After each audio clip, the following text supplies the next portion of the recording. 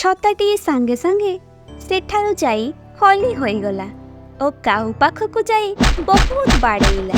ଗୋଟିଏ ଜଙ୍ଗଲରେ ମିନୁ ଚଢ଼େଇ ତାର ଝିଅ ଟୁନି ଚଢ଼େଇ ସହ ରହୁଥିଲା। ଟୁନିକୁ ଛୋଟବେଳୁ ତା ବାପା ଛାଡ଼ି ଚାଲି ଯାଇଥିଲେ। ଟୁନି ଆଉ ତାର ମା ବହୁତ କଷ୍ଟରେ ଚଳୁଥିଲେ।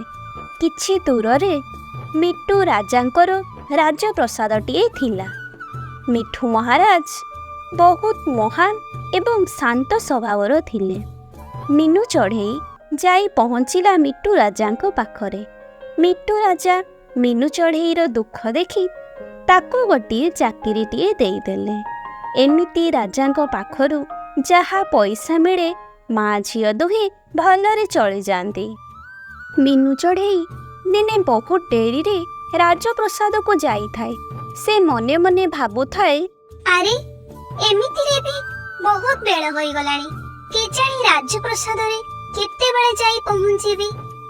ଆଉ ସେପଟେ ବି ଘର ଖୋଲା କରି ଆସିଛି। ଟୁନି ମୋ ପାଇଁ ଖାଇବା ଆଣିବ କି ନାହିଁ କେଜାଣି। ଏମିତି ଭାବି ଭାବି ମିନୁ ଯାଇ ରାଜପ୍ରସାଦରେ ପହଞ୍ଚିଗଲା। ମିନୁକୁ ଦେଖି ରାଣୀ କହିଲେ, ଆରେ ମିନୁ, ଏତେ ଡେରିରେ ଆସି ପହଞ୍ଚିଛୁ। ଏ କାମ ସବୁ କିଏ କରିବ? କେତେ ଗୁଡାଏ କାମ ସବୁ ପଡିଛି। ଆଜ୍ଞା ରାଣୀମା, ଆପଣ ଜମାରୁ ବି ବ୍ୟସ୍ତ ହୁଅନ୍ତୁ ନାହିଁ। ମୁଁ ଏବେ ସାଙ୍ଗେ ସାଙ୍ଗେ ସବୁ କାମ କରିଦେବି। କଥା କଣ କି, ମୋ ଝିଅ ଟୁନି ଘରେ ନଥିଲା, ସେଥିପାଇଁ ଟିକେ ଡେରି ହେଇଗଲା। ହଉ ଠିକ ଅଛି, ଏପଟେ କାମ ସବୁ ଜଲ୍ଦି କରିସାର। ଆଉ ସେପଟେ ମହାରାଜାଙ୍କ ପାଇଁ ଖାଇବା ବେଳ ହୋଇଗଲାଣି। ମିନୁ ଏତେ ସବୁ କାମ ଏକା କରି ଥକି ପଡ଼ିଥାଏ। ତେଣୁ ସେ ଶୀଘ୍ର ଶୀଘ୍ର କରିପାରେନି। ତଥାପି ସେ ସବୁ କାମକୁ ସାରିବାକୁ ଚେଷ୍ଟା କରୁଥାଏ। ଏପଟେ ଟୁନି ଘରକୁ ଫେରି ଦେଖେ ତ ଘରର କବାଟ ଖୋଲା ହୋଇ ପଡ଼ିଛି।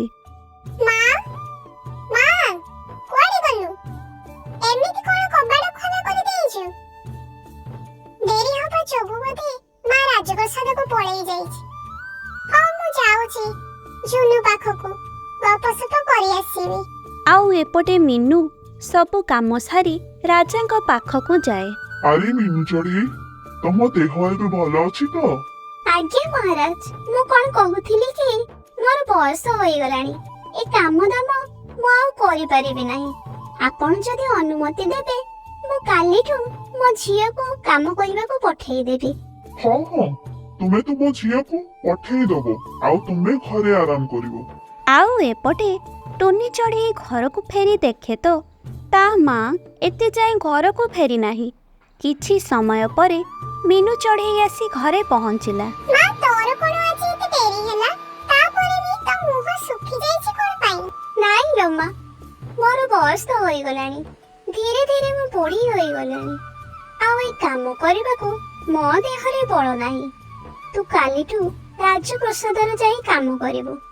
ମୁଁ ଏସବୁ ବିଷୟରେ ମହାରାଜାଙ୍କୁ ବତେଇ ଦେଇ ଆସିଛି। କଣ କହୁଛୁ ତୁ, ଯିବୁ ତ? ହଉ ମା, ଠିକ ଅଛି, ମୁଁ ଯିବି। ତୁମେ ଘରେ ବିଶ୍ରାମ କର, ମୁଁ କାଲିଠୁ ରାଜପ୍ରସାଦକୁ ଯିବି। ପରଦିନ ସକାଳେ ସେତିକି ବେଳେ ଟୁନି ଚଢ଼େଇ ରାଜପ୍ରସାଦକୁ ଯିବାକୁ ସଜ ହେଉଥାଏ। ସେତେବେଳେ ମା ଆସି ତାକୁ ଗୋଟେ ଛତା ଦେଲେ। ମା, ଏ କଣ? ଏବେ ତ ବର୍ଷା ନାହିଁ କି ବେଶୀ ଖରା ବି ହଉନି।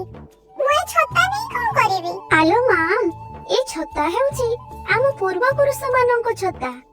ଏହା ତତେ ସବୁବେଳେ ରକ୍ଷା କରିବ। ଏତେ ବାଟ ଯିବୁ, ଜାଣିଛୁ? ଏହା ଏକ ସାଧାରଣ ଛତା ନୁହଁ, ଏହା ଏକ ଗୁହୁକ ଛତା। ହଉ ମା, ଦେ। ଟୁନି ଚଢ଼େଇ ଛତା ନେଇ ରାଜପ୍ରସାଦକୁ ବାହାରିଗଲା। ସେ ଜଙ୍ଗଲର କାଉ ସବୁଠାରୁ ଦୁଷ୍ଟ ଥିଲା। ସମସ୍ତଙ୍କୁ ହଇରାଣ କରିବା ତାର କାମ ଥିଲା। ଆଲୋ ଏଇ ଟୁନି ଚଢ଼େଇ, ସଜବାଜ ହୋଇ କୁଆଡେ ବାହାରିଲୁ ମ? ମୋର ଡେରି ହଉଛି, ବହୁତ କାମ।